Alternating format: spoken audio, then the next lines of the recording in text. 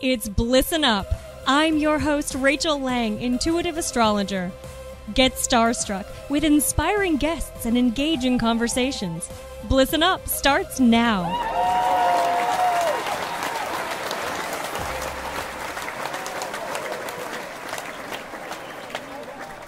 Hi, and welcome. You're listening to Blissin' Up, and I'm your host, Rachel Lang, and I'm here with John Williams. Good morning. Hi, John. Hi. Happy Friday. Yes, happy Friday. I'm wearing green for the show today. Excellent. It's our money show. I know. I was gonna wear green, but I don't have many green clothes. Oh yeah. Yeah, I need to update my wardrobe. Incorporate some green into my wardrobe. I hear you. I stick with all the blues and Yeah, me too. Black. Yeah. Black. Black and blue. And there white. You go. And red Yeah. and pink. Okay, well, Yeah. there you go. Yeah. So this is I'm so excited about the show today because I even just like getting ready for the show, preparing for the show, I felt so inspired, and so I'm really excited about hopefully inspiring all of you listening today to really address some of the spiritual essence of money. That's what we're talking about today. And so just a couple of quick announcements before we get into our show. Today, from 4 to 6, I am going to be co-hosting the Truth Be Told show with Tony Sweet and Eddie Connor. And we have a guest, Lisa Williams, who is an amazing psychic medium. And so if you are available, if you are around this afternoon, tune in because it is going to be an incredible show that you won't want to miss. So that's my first announcement. The second announcement is that I am going to be actually taking a couple of weeks off to finish my master's thesis. I understand that. John, I'm going to miss John. you, but I know, understand. I'm gonna miss you too. Yeah, no, just 2 weeks, right? Yeah, 2 weeks. Two Yeah, weeks, 2 weeks. okay. Yeah, 2 weeks. I have to. I'm going to be diving into the writing zone. So, All right. so yes, I'll be taking a couple weeks off. But then I'll be right back, better than ever, and rested, hopefully. So those are my announcements. Now about today's show, I just want to kind of dive right into it. So if you're anything like me, right around April 15th, it's tax time. I start really looking at my finances, and I start really thinking about the goals that I had set for myself last year, and did I meet those goals, and what new goals do I want to establish, and what does my financial picture look like? And so I start really tuning in to money, and this is an incredible time for all of us to sort of step back and reflect on what abundance means for us in our lives, and are we open to it? Are we experiencing it? And if not, then what can we do to change that? We have sort of been given handed over this idea that the material and the spiritual are completely separate, but they're not. Those messages that some of us may have received from childhood about money being the root of all evil, or you can't be creative and spiritual and have wealth. Those are all sort of illusory. Those are illusions that are based on dualistic principles. We have bodies. We are here in material form. We feel, we taste, we touch, we smell, we hear, and we're also spiritual beings. Theologian Margaret Farley refers to us, the phenomenon of us being spiritual and material, as we are inspirited bodies. We are bodily spirits. And so part of having a body, part of being in material form, means that we meet the material needs that we have. And that's also our financial needs. And so today's show is going to be about the spiritual essence of money. And we're going to talk about some spiritual principles of money. You can make subtle shifts in your thinking that then create changes in your life. And our beliefs and our thoughts are so instrumental in helping us to manifest the kinds of financial goals and intentions that we set for ourselves. And I've actually seen this happen, John. I mean, like, because I saw yesterday, I was talking to one of my friends about this, about our topic for the show today, and she's like, "Let's play." Okay. And so we play with we do energy, like energy things, and I have the ability to really see energy and to also see how the future is starting to unfold for people. Wow. And she does too. And so she's like, "Here, look at my financial picture right now. Look at the money. Look at my money picture right now. And what do you see?" And I said, "Well, honestly, it looks like you have a cap on how much money you're willing to bring in. It looks like you've capped it off your income." And she said, "Okay, hang on one second." She did some shifting, did some energy work. She said, "Okay, now read it."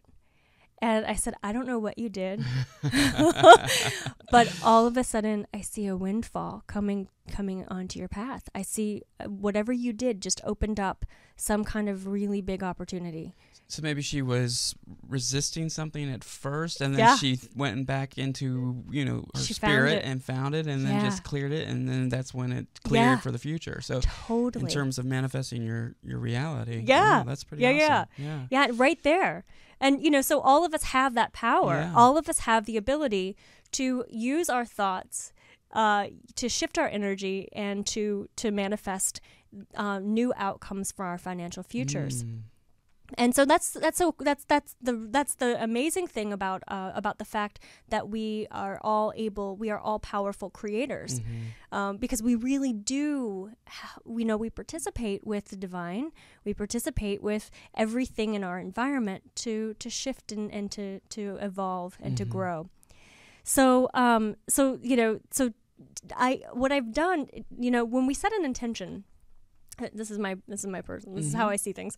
When we set an intention, it like all of a sudden that intention, there's an energy attached to it, and it pulls us toward it. And so we're always being pulled toward our intentions, and there are conscious intentions and there are subconscious intentions, and some of those subconscious intentions are based on beliefs and limitations, and they might not be things that are actually serving us. And so when we set an intention for like an amount of money that we want to make or something that we want to do, then that energy pulls us, and we can either resist it or stop it or shift gears or move into it. And so a lot of our limiting beliefs, those ideas like money is the root of all evil, for example, are intentions that are pulling us in an opposite direction, or in a direction that's away from maybe what we want to be creating in our lives. And so when we can identify those beliefs and we can start flooding them with positivity, and start overwhelming them with love and overwhelming them with positive messages, then all of a sudden they become shifted. They mutate. They distort and they change forms, and then they don't pull us as much. And the things that we want to pull us start having more of a force in our lives.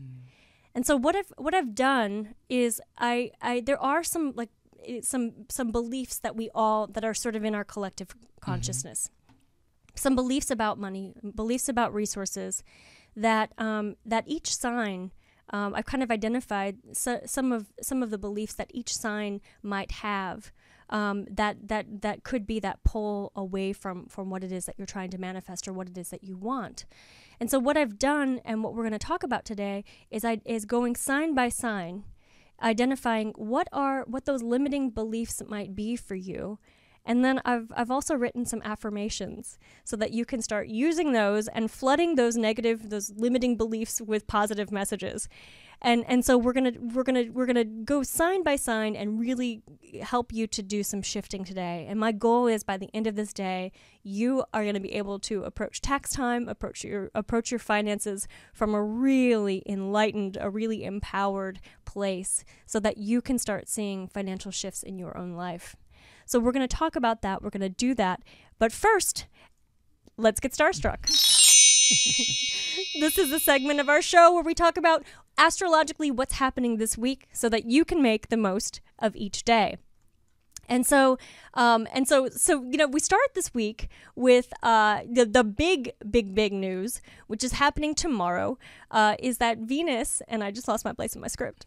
Where is it? Okay, there we go. Venus, yay! Okay, that's right. So Jupiter is the planet of luck and expansion, and it's also the planet that invites us to participate in new opportunities, and so it brings about opportunities for abundance in our lives, and also it opens us up spiritually, and it rules our faith and our connection with the divine and our connection with the angelic realm. And so Jupiter has just stationed direct, and so we're all sort of thinking about, taking the brakes off of things that we might have had planned, and really moving things forward. So along with that, Venus, which is the planet that rules love, relationships, friendships, and also our finances, is shifting gears and moving into Gemini tomorrow, and this is going to be really fun. I think I love Venus and Gemini because it's just like it's bright, it's playful, it's spirited, and it's going to be in Gemini until May 7th. And this is great for our air signs, Geminis, Libras, and Aquarius in particular. And if you have a Gemini rising, this is a great time to get a makeover, to do an update on your wardrobe, to make any kind of physical changes to your body, like, cosmetic surgery, Botox, those kinds of things. If you're a Gemini sun as well, this is a great time. When Venus is in your first house, you just have that glow, that sort of like Venusian glow. Beauty is you exude it. So for Sagittarians, this could bring a little bit of luck into your love lives because Venus is going to be in your solar 7th house. So for all of us, next month, our relationships are going to need to emphasize playfulness and fun and curiosity too. And so all of our relationship themes are going to be up this weekend. Sunday is a highly romantic day with Mars sextiling Neptune. And so watch that. That can give us all a little bit of like otherworldly sort of like, romantic rose-colored glasses sort of. That's the vibe of the day. And so watch that you stay grounded and practical, especially when it comes to like having relationship conversations. It's a great time for romantic getaways, for romantic dinners, for anniversary parties, those kinds of things. Monday, we start the week with the moon in Aquarius, and the moon's going to be trining Aries in the afternoon. And so this is a day of brilliant insights, innovations, and kind of wild out there, sort of outside the box thoughts. Really incredible time for our fire signs, in particular Aries. This is a great day for you. Make things happen, get things done. This is a day that could illuminate answers to questions that you've had, particularly questions about your life and the direction that it's going. It's a really positive day also for our Aquarius and Gemini. Communication is heightened. This is a time when our fire signs, Leo and Sagittarius and Aries, use the opportunity that this day presents you for your benefit. Make something happen. If you've been resisting reaching out to a new contact or to expanding your network, or if you've had any kind of fears about that, let them all go and move forward. Take risks today. Do something tangible to make something happen, especially if you've been feeling stuck with Jupiter in retrograde. Tuesday is a great day for our water signs, John. Oh, yay. our Pisces, our Cancers, and our Scorpios. This is a day of heightened intuition when your creative and imaginative abilities are really prominently featured. And so it's a day to, if you can, take some time and go out and daydream, take some time to just to be in that sort of dreamy, elusive state. And it'll be a lot of fun. Not necessarily the day to take care of practical matters unless you're a Capricorn or a Taurus. In this case, then Mercury is going to be moving into Taurus, and so you Earth signs, especially you Capricorns and Tauruses, you can keep everybody else grounded because that's going to be important for you. And so this is really good. Mercury moving into Taurus is Mercury is the planet of communication. It's the planet of thoughts, your ideas. And when Mercury's in Taurus, we're all a little bit practically minded. So it's our earth signs in particular are going to be able to get things done. And so it's also a good day because of the contrast, to really ground the dreams that you have that are in the works, and the daydreams that you're coming up with, the imagination. This is a great time to ground those into practical applications. Then Thursday, our mutable signs. Also Tuesday. One last thing on Tuesday.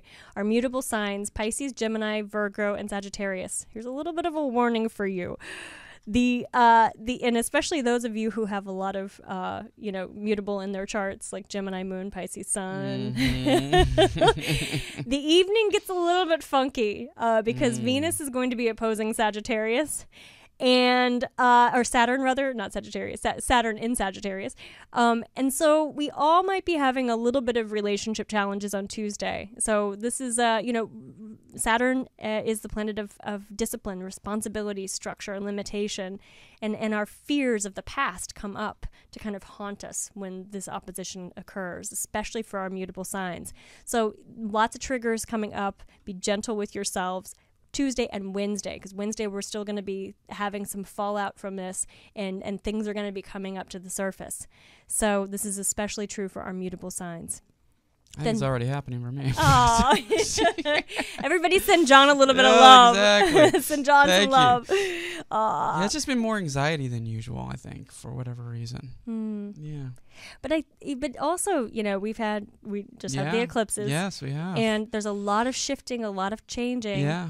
And so, Tony and I were talking about this. I think what happens is when things start changing in our lives, we feel that chaos, which chaos is ultimately just change. Yeah. And we've come to associate it with negative because we fear the unknown. Right. But when something's stirring, when change in our lives is percolating and stirring and moving, we are feeling that energy. And so excitement often and anxiety go hand in hand. Yeah. So there's always like a little bit of like they create the same physiological response in our body. True. Yeah. And so often we might be excited because something's shifting and something's changing and there's something that's opening up. But our body responds to it as anxious. The heart starts elevating, the palms get sweaty, exactly. Sleep gets interfered. Right. Yeah, because I posted that on my Facebook. I'm like, is anyone else feeling this anxiety? And just take the pulse of your friends on Facebook. It's kind of interesting to get the results of that. Yeah. No, I think that's a really great point. Yeah. And I'm like, what sign are you? No. Yeah, totally. Well, and you mutable signs in particular are getting it because there is a lot of change, especially when we get into the fall. Our mutable signs, Geminis, Sagittarians, Virgos, and Pisces, you're all going to be experiencing some shifts, some subtle shifts. You've got Neptune in Pisces, Saturn in Sagittarius, Jupiter's going to be moving into Virgo. We've got all of this mutable energy starting up, and so you're so intuitive. I think you're feeling the pulse. Yeah, I believe so. And then waking up to that fire this morning. So yeah. So that's probably what it was building. Yeah. Wow. Yeah. Okay. So we're gonna find respite in our from the anxiety. We're gonna look at it as positivity, positivity for new things coming in. Excitement. Yeah. Exactly. Absolutely. Yeah. And with sort of like when you go to perform, you're nervous, but then you're excited at the same time. Yeah, it's the same thing. Yeah. And often, there's that TED talk about stress. That stress, the stress response is made to give us the courage we need in order to step up on stage or to do things that we need to embody courage for, to make those changes. I think I heard that one. That was the lady. Yeah, right? She did. Yeah. Okay. It was really good. Yeah, it was. Yeah, it was completely mind-blowing in the sense of how you usually view stress. Totally. Yeah. And she said the biggest problem is that we associate negativity with stress. When if we reframe it for ourselves and see it as something, as a tool, as a tool that helps us to get to where we need to go, then it doesn't have the negative implications on our bodies. So it's a good TED Talk. We should try to find that and see if we can tweet it out. Exactly. Yeah, it's like the diamond diamond in the rough being polished, right? It's like being formed. Yeah. From every challenge that we go through, we're a better person as a result of it. Completely. Yeah. So this is Saturn opposed, or Venus opposed Saturn on, this week is Tuesday and Wednesday, is one of those opportunities to refine, reshape, and work on our relationships. And then that leads us into Thursday. And Thursday, we're all a little bit feisty with the moon in Aries, especially our fire signs, Aries, Leo, and Sagittarius. We might feel a little bit impulsive, a little bit daring. So my advice to you for Thursday is slow down, be careful, take deep breaths. We don't want any accidents. And if you go too fast, and you might not necessarily be paying attention to where you're going. So, this is our Geminis, our fire signs, our Aquarians, all of us. This is a day to really just start out with meditation and start in a relaxed space. Then Capricorns, Pluto is in your sign. It's going to be moving retrograde, stationing retrograde. And so this is a really good time for all of us, but especially our earth signs, to reassess any major business decisions that you've made. And also for all of us to look at any power struggles that might be existing in our relationships. If you're feeling disempowered in any way, this is a good time to assert yourself and to use your voice. So that is this week. We're going to take a really short break and get everybody kind of revved up to talk about money and talk about how to shift your financial, spiritual beliefs.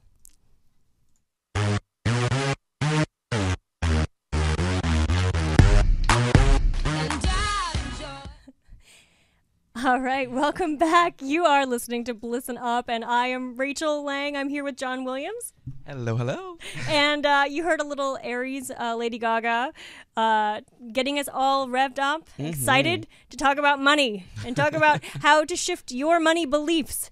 So, we have a caller? Yes, already. Okay, cool. We'll go ahead and take a caller. All right. Great. 323, you're on the air. Hello? I am on the air? Yes, you are. Is this Michelle Polino? Michelle Polino, is this you? It is. Hi.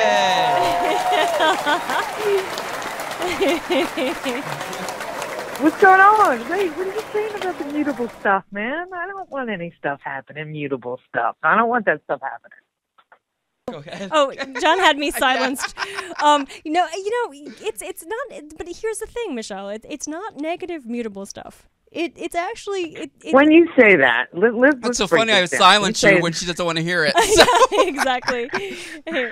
when you say it's not negative, what you're saying is maybe I have to change the perception of it. Yeah. Is that what you're saying? Yeah, exactly. So we associate things in our lives that feel uncomfortable with negativity. But ultimately, every experience that's uncomfortable challenges us to grow. And so we move a step closer toward enlightenment from those challenges that we experience. So tired of growing. You were one of the ones that hit the like when I said the anxiety thing. So you were feeling it too, right? Are you feeling it, Michelle? Mm-hmm. Okay. Yeah, a little bit. But it's all right. I mean, I guess it's the way it is. You know what I'm saying? Well, I think, here's the challenge for you in your chart. With that Scorpio rising, one of the, with a fixed rising sign, often there can be a real resistance to change. Just because there's for as much mutable as you have in your chart, there's also that fixed need to, and we move into our risings. We become more of our risings as we get older. Right. And so there's a fixed need for security, for safety, and there's some trust issues as well that play out with the Scorpio rising. And so with every change comes a little fear that the universe is going to fail you, or that you're going to fall apart, fall down. Damn universe. but you know, the great news is that, you know, with your Gemini, with the Gemini moon, the Pisces sun. Yeah, you remember I have that Gemini, and then I have that Virgo in the midheaven. Yeah. I have that Pluto and Virgo. Yeah. I have a lot of mutable. You do, and so you know, change. You just, like, you can swim through it. You can adjust. You're agile. Mm. And so so much of it is just going with the flow of where your intentions, where your purpose is pulling you. And for you, you know, you've done so much over the last couple of years to really release the resistances that you felt. And so, you know, I think that for you, there's a new horizon opening that's urging you, that's calling you to move into it.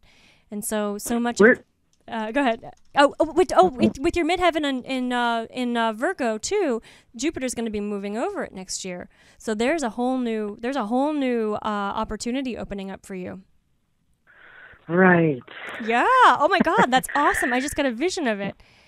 Yeah, I know. Wow. It's you know, you never know. Even though you have these Jupiter moments, you also know sometimes these things create change, and you just, you know, with every change, even though it might not feel great at first, it ends up being great. So I get it. Absolutely. Yeah. Congratulations already. Already? Jesus. Yeah. Okay, great. Not a problem. Embrace that. Yeah, totally. Yeah. I'm feeling it. I got butterflies in my stomach for you. It's going to be a good year. That's great. Butterflies are good. Yeah. Butterflies are free. Fly. Fly away. Okay, you got Great. my song. That's good. Yeah. That's good. Remember, name that song. That's what we're going to play. Name that song. I love it. I don't even know the name of that song. Do you remember the name of that song that we just started quoting? Someone Save My Fly Life away. Tonight. I don't even know it. Someone Save My Life Tonight. That's by Elton John. Oh, that's it. That's and right. Aries. He's an Aries. Yeah, you're right. God. Exactly. Yeah. That's Yeah. exactly it. I looked it up for Yeah, you. Yep, he is an Someone Aries. Save My Yeah, Life. he's With an his Aries. Taurus. Yep. And Bernie Taupin, his songwriter, was a Taurus. Yeah. Oh, cool. Interesting combination. Very great. Yeah. Thanks so much for calling, Michelle. It's great to hear your good to hear voice. from you. All right. Love you. Thank you. And tell Maria I said hi. I will. Bye-bye. Bye. All right. Sweet. Great. Wonderful. Yeah. So I think that she raises a really good point. Yeah. It's like any challenge that comes into our life, anything that we're hit with by the universe, it's not to punish us. It's not like because we have hard lessons to learn. It's because ultimately Spirit, God, universe wants us to grow, wants us to stretch, and often we get into our own ways. We put our own glass ceilings up, and so we have challenges that come in that force us to kind of push those glass ceilings up or break them apart or destroy them. It reminds me, like when you were talking about earlier about how you did the energy work with the lady earlier, and the first thing that came to my mind was when she went back in and you know, into her energy and cleared it. It was as if she was clearing a fear that she had about moving forward into an opportunity. Like, and that's exactly what she did. Okay. Yeah. And then once she did that, then you saw this windfall because that was giving her maybe the confidence that she needed to pursue that opportunity because she had a fear that it wouldn't work out. Exactly. So that's pretty positive. Totally. Way of viewing everything. Right. You know, that really helped me, Rachel, actually hearing that.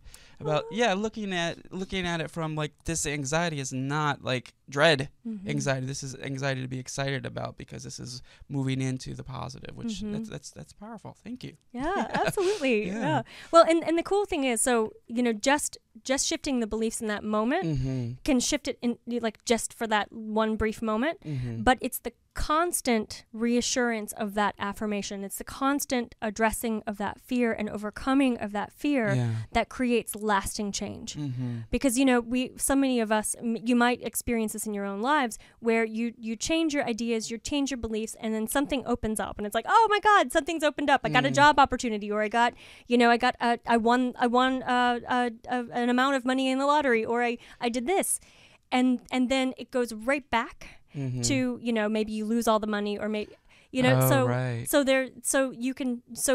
It's really about shifting. It's not just about shifting in the moment. It's about reinforcing, like taking those fears and flooding them with positivity, flooding them with love. So reprogramming in so many ways. Yeah, totally. Because we're not our past. Exactly. Okay. Exactly. So let's. I want to go through each sign. Sure. And say what are the common beliefs that you might be experiencing. Now, everyone has multiple influences in their charts, and really, like Saturn is the big culprit in terms of our limiting beliefs. And so some of these, I'm going to read them just general, give you general, fears based on signs, but some other signs might apply to you. So really listen to all of them and see what fears, these are most common fears that I see in my practice. So for Aries, the belief is money burns a hole in my pocket. For Taurus, it's my self-worth is my self-worth is determined by my net worth, which can run into problems, especially if you have any financial pitfalls or anything like that.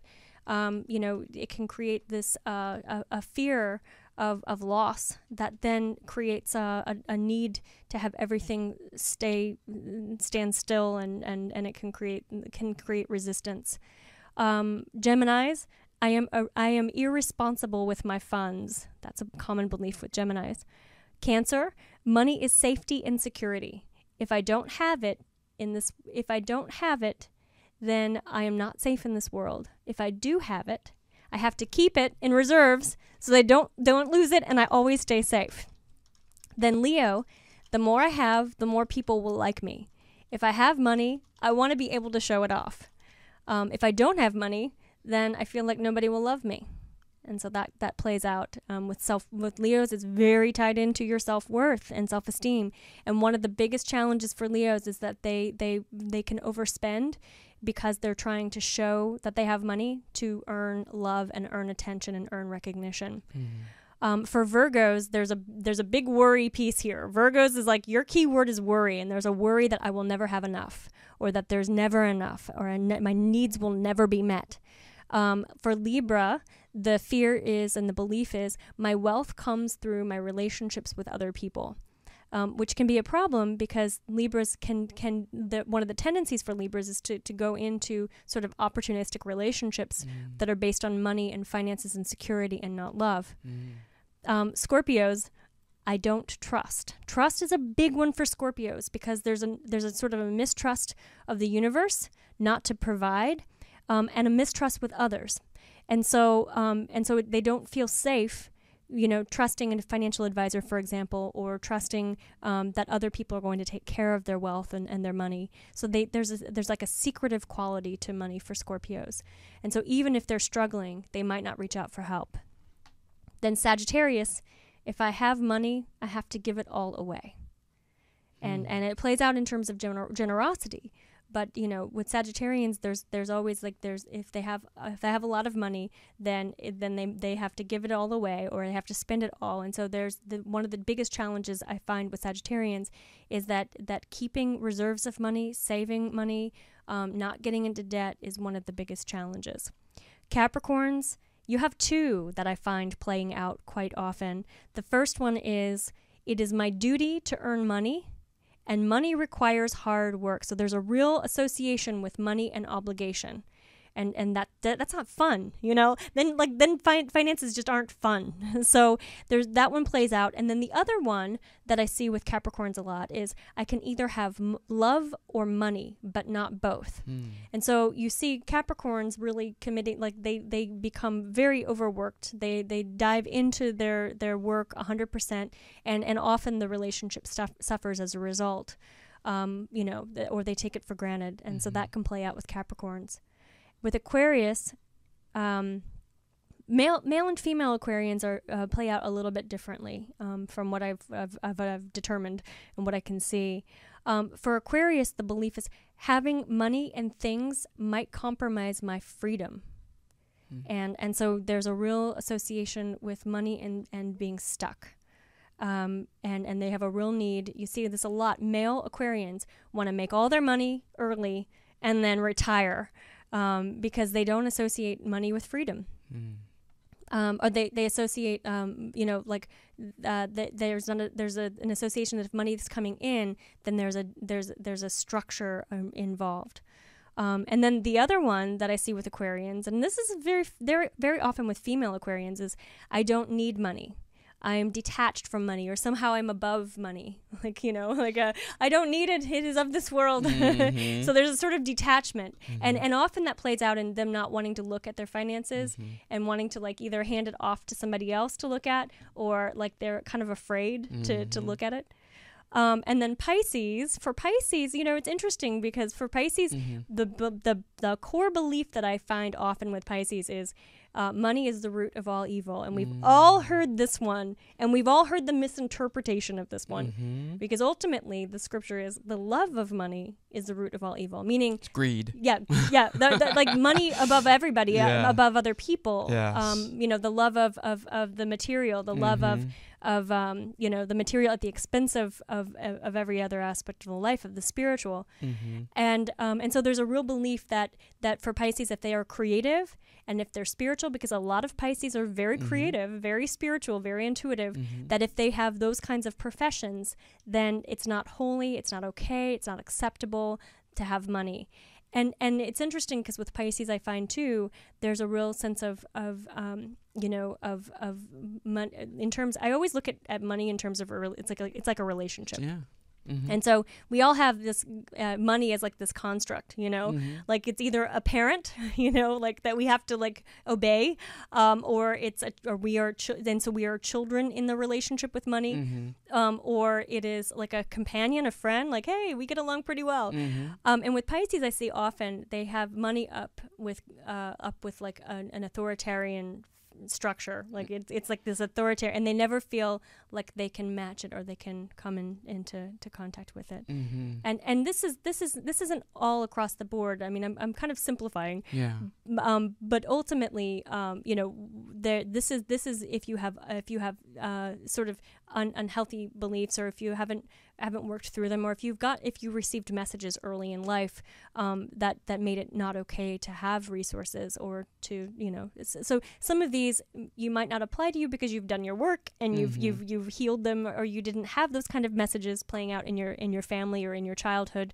We all have money messages. And so the key is for you doing some journaling, going inside, finding out what are those beliefs, because our beliefs manifest our reality, and they're so tied into what plays out in our life. Especially growing up, right? Yeah. And with your parents and their relationship with money. Totally. It gets sort of passed down if you're not careful, right? Yes, absolutely. Or if it could be a good thing too. If they manage money well, then it's a positive thing. But yeah, and especially with Pisces, for me, it's more about the boundaries thing, and making sure I get what I'm worth versus just doing something and hoping someone's going to see that and pay the worth. Right. Do you know what I mean? But that's part of the it's part of the negation, you know? So if money is evil, and giving and generosity is good, then your want or your belief, your desire is not to be evil. Yeah. And so you're going to follow what's good. Yeah. And what's good might be, I give it all away. Yeah. Which is the Sagittarius. Yeah. Right? Yeah, totally. And Val has a question as well. She says, I relate to the beliefs around some of the other signs and not mine. What does that mean? That's a great question. So we have so many different aspects in our charts. And so many different, for example, I know Val's chart. You've got a Libra moon, you've got a Gemini rising, you've got some other influences in your chart. I won't give it all away, but what I think that what I'm proposing is that each sign has its own specific belief, but that these are kind of the core beliefs that are sort of running through our collective subconscious, and so you might relate to your sign, but you might also relate to your moon. Your moon is in your chart is your sense of security, or your rising. And so there's I think that you can steal, you can borrow from other signs and kind of adopt one that really fits for you. But the key is go inside, find out what is that belief, and they're not always clear to us.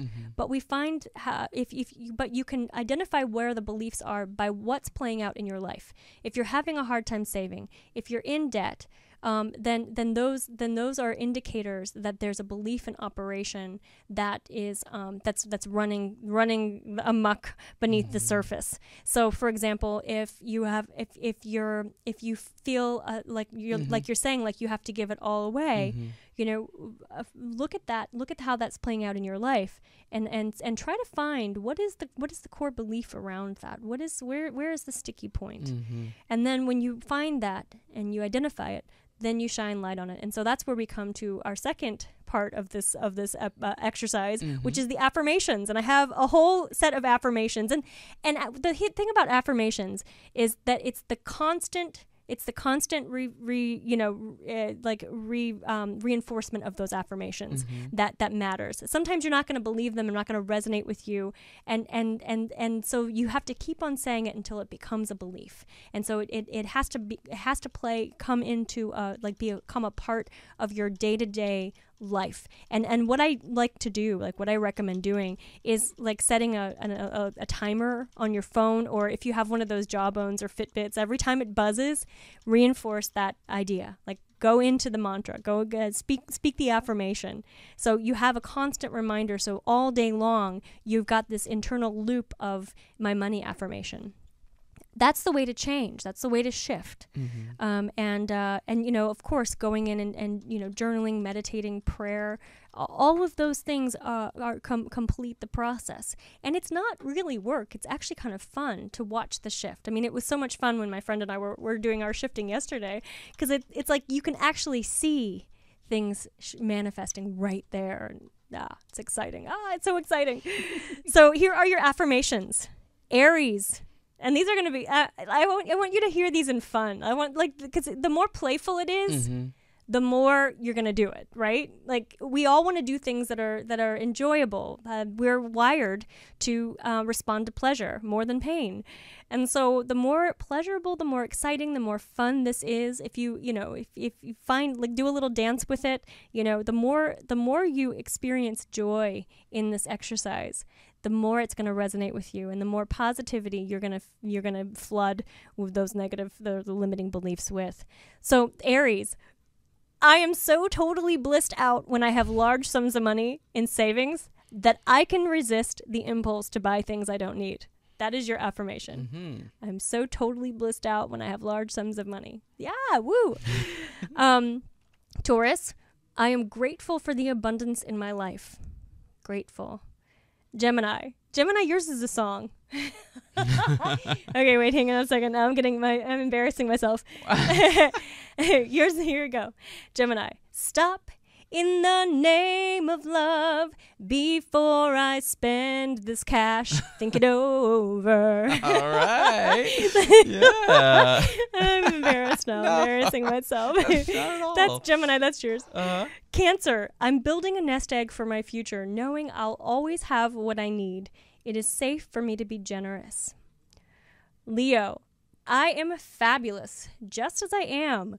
Others are attracted to me because of the Leo-ness I exude, not just because of my external appearance. Virgo, I imagine my life full of infinite possibilities. I allow myself to be surprised by the universe. I release fear and worry and allow my creative thoughts to manifest goodness in my life. Libra, I open my heart to receive goodness from the universe, and I can establish healthy boundaries for how I spend my resources. Scorpio, I trust in the laws of divine compensation. The more I freely give in love, the more I trust the universe, the more I receive in turn. Sagittarius, yours is fun. Money, yay! It's a sacred gift. I honor it as such, and I stay grateful for the ways that the universe supports me. Capricorn, I have everything I need, and it's easier to achieve than I thought possible. Aquarius, in giving I receive. Pisces, the divine source is my cheerleader, and so my success is imminent. Like that? Mm-hmm. Yeah, that's good. The divine source is my cheerleader. All Woohoo! right. Yay! Success is imminent.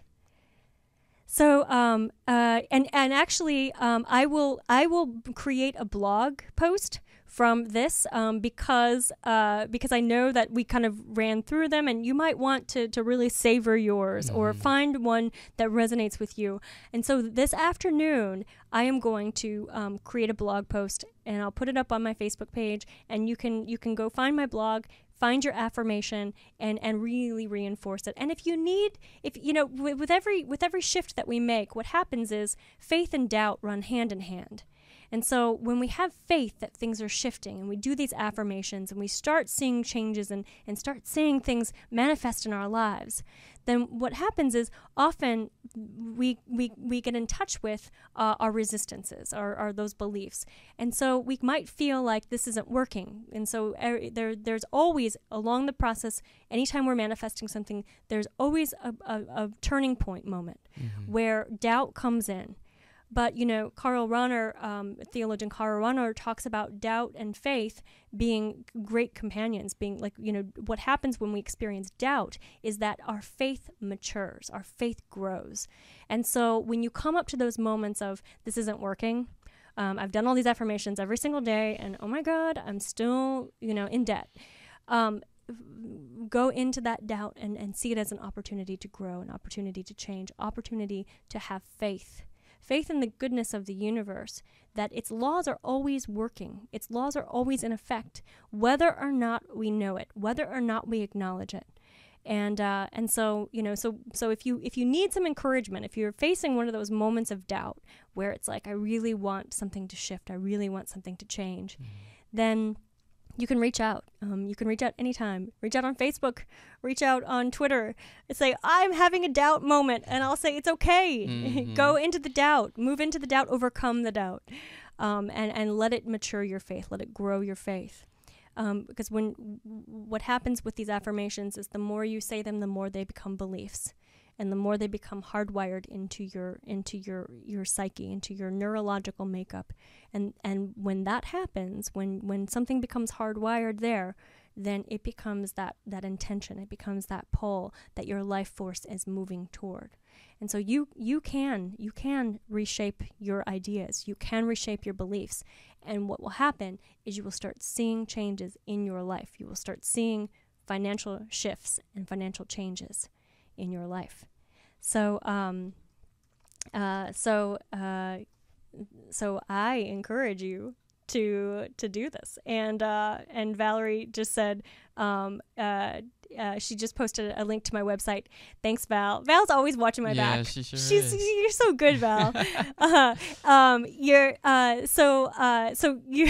love it. Yes, she's a marketing genius. I swear she is. Because sometimes I'm just not even thinking in that. But yes, my website is blissandup.com, and you can go to my blog and see this. What I'll do is I'll do a lot of the transcripts from today's show, and post all of your affirmations, your beliefs and affirmations, so that you can start making changes in your life. That'd be great. Yes. And then you mentioned the moon, and where else in our chart, like the planets and houses, do we look at our relationships to money? That's a great question. Some of you don't know, might not know the language of astrology or know where things are in your chart. But what I look at mostly, second house is the house of earned income, and that's the house that shows your priorities in terms of your spending. A lot of times how you earn your money is represented in the second house. The 10th house is your career. And so that represents, the kinds of work that you do, how much recognition you need in your career, how successful you're wired to be. Your 8th house is the house of shared resources. And that's the house of other people's money, your finances, your investments, inheritances. If you're partner, you're living, co-sharing resources. And the moon relates to your security, so your money needs. Mercury is often related to your career. Your sun is the big one. That's like that's your fuel. How much self-worth do you have in terms of making money? So you look at the chart as a whole. But I want to say that our charts indicate certain tendencies. But what we're talking about today is that we all have the power to change those tendencies that we're born into. And that's so when we look at astrology, we look at it as a basis for, how can we learn what we've been given, and how do we apply our knowledge to making some shifts and making some changes and to grow and evolve from that static condition that we're born into.